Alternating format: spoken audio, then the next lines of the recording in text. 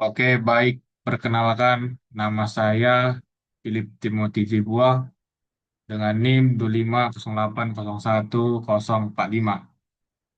Nah, di sini saya akan membuat tugas ujian akhir semester, itu membuat video dengan judul Koefisien Kinerja atau COP pada pompa kalor atau yang biasanya kita sebut dengan heat pump dengan dosen pengampu yaitu Bapak Dr. Muhammad Sontang Siotang, SSI MSI. Nah, di sini ada pendahuluan, yaitu latar belakang. Apa yang dimaksud dengan pompa kalor? Pompa kalor heat pump atau biasa kita sering sebutkan itu adalah merupakan perangkat termodinamika yang digunakan untuk memindahkan energi panas dari daerah bersuhu rendah ke daerah yang bersuhu tinggi dengan bantuan kerja dari luar yang biasanya berupa energi listrik. Nah, teknologi ini banyak sekali digunakan pada sistem pemanasan ruang, yaitu seperti pendingin udara dan berbagai aplikasi industri. Dikarenakan apa? Karena dia memiliki efisiensi yang tinggi dalam memanfaatkan energi. Untuk mengetahui tingkat efektivitas suatu pompa kalor, maka kita akan menggunakan yang namanya parameter, yang biasa disebut dengan koefisien kinerja atau coefficient of performance atau COP. Nah, nilai COP menunjukkan seberapa besar energi panas yang dapat dipindahkan dibandingkan dengan kerja yang diberikan pada sistem. Semakin besar COP, maka efisien pompa kali tersebut dapat menjalankan fungsinya dengan baik. Oke, di sini ada rumusan masalah. Nah, di sini ada rumusan masalahnya yaitu yang pertama, apa yang dimaksud dengan pompa kalor? Yang kedua, apa yang dimaksud dengan koefisien kinerja COP? Yang ketiga, bagaimana kita menghitung COP pada pompa kalor? Dan yang keempat, yang terakhir itu, faktor apa saja yang mempengaruhi nilai COP? Nah, tujuan penulisan ini dibuat adalah untuk menjelaskan pengertian pompa kalor, memahami konsep koefisien kinerja atau COP, mengetahui cara perhitungan COP, dan yang terakhir itu adalah mengetahui faktor-faktor yang memengaruhi efisiensi pompa kalor. Nah, kita masuk ke materinya. Yang pertama itu pompa kalor. Pompa kalor sudah dijelaskan tadi. Nah, di sini pompa kalor itu adalah mesin termodinamika yang bekerja dengan memindahkan panas dari sumber bersuhu rendah ke tempat yang bersuhu lebih tinggi. Nah, proses ini membutuhkan energi kerja dari luar untuk mengoperasikan kompresor atau komponen lainnya. Nah, prinsip kerja pompa kalor ini mirip dengan mesin pendingin, yaitu atau disebut dengan refrigerator. Namun tujuan utamanya adalah memanfaatkan panas yang dilepaskan pada sisi temperatur tinggi untuk pemanasan ruangan atau proses tertentu. Nah, itu untuk pompa kalor. Sekarang kita masuk ke koefisien kinerja, COP. Nah, koefisien kinerja atau coefficient of performance atau COP merupakan ukuran efisiensi suatu pompa kalor. Nah, COP ini didefinisikan sebagai perbandingan antara kalor yang disalurkan ke ruangan yang dipanaskan dengan kerja yang diberikan kepada sistem. Nah, sebagai contoh rumusnya di sini ada yang namanya COP HP sama dengan QH per W. Nah, keterangannya yaitu COP HP itu adalah koefisien kinerja pompa kalor tersebut. Nah, QH itu adalah kalor yang dilepaskan ke ruang panas. Satuannya itu adalah joule. Yang terakhir itu adalah W. W ini adalah kerja yang diberikan kepada sistem. Satuannya juga joule. Nah, nilai COP tadi pada pompa kalor umumnya lebih besar. Nah, hal ini dikarenakan adanya energi panas yang dipindahkan yang merupakan gabungan dari energi yang diambil dari lingkungan dan energi kerja yang diberikan. Nah, di sini ada yang namanya pompa kalor Carnot. Nah, pompa kalor ini ideal mengikuti siklus Carnot.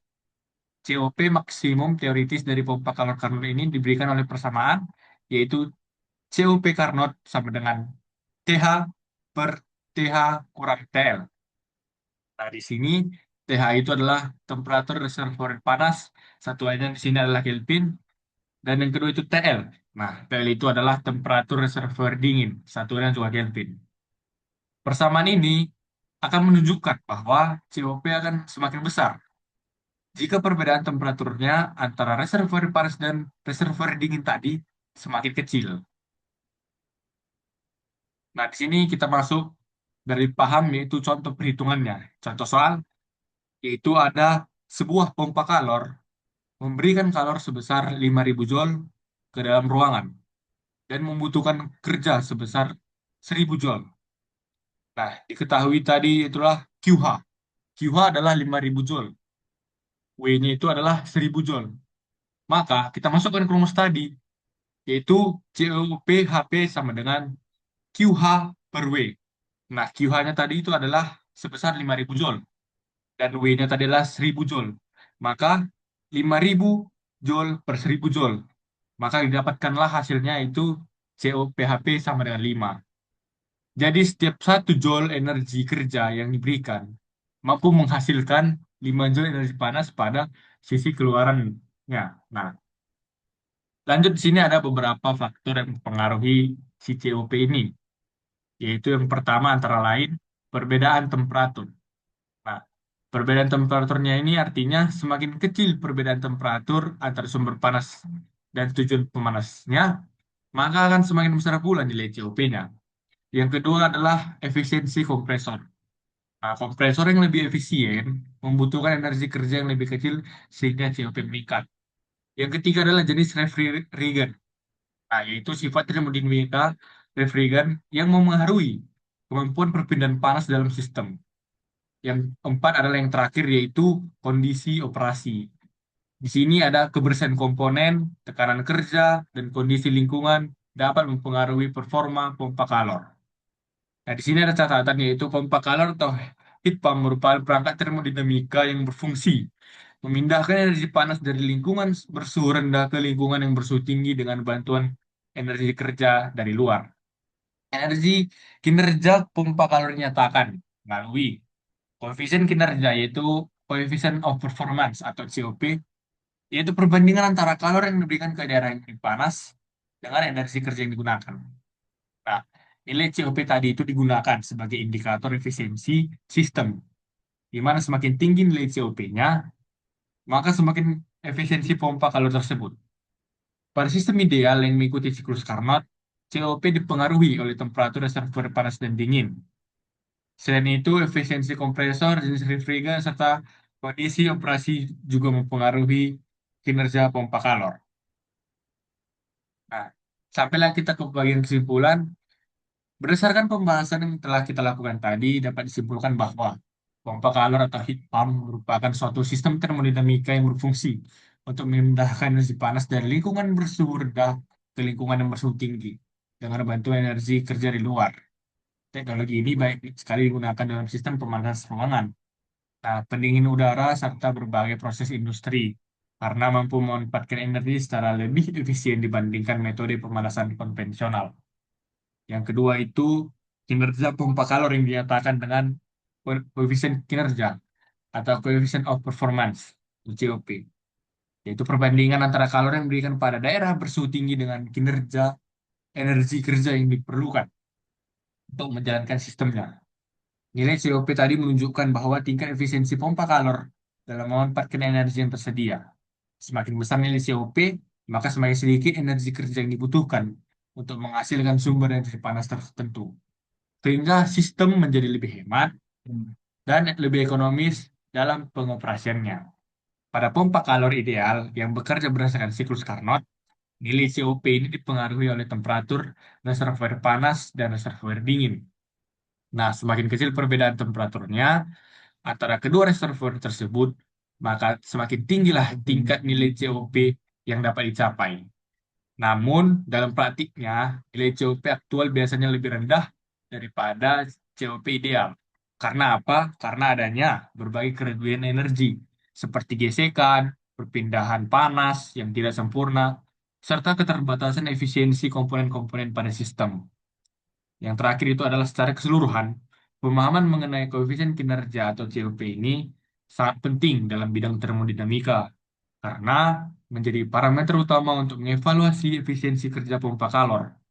Dengan mengetahui dan menganalisis nilai COP, pengguna maupun perancang sistem dapat menentukan tingkat efektivitas penggunaan energi, serta melakukan berbagai upaya untuk meningkatkan efisiensi sistem. Hal ini menjadikan pompa kalor sebagai salah satu teknologi yang mendukung penghematan energi dan penggunaan daya yang lebih berkelanjutan di masa depan. Baik, sekianlah video untuk ujian akhir semester untuk mata kuliah termodinamika. Semoga video ini dapat bermanfaat bagi kita semua. Sekian, terima kasih.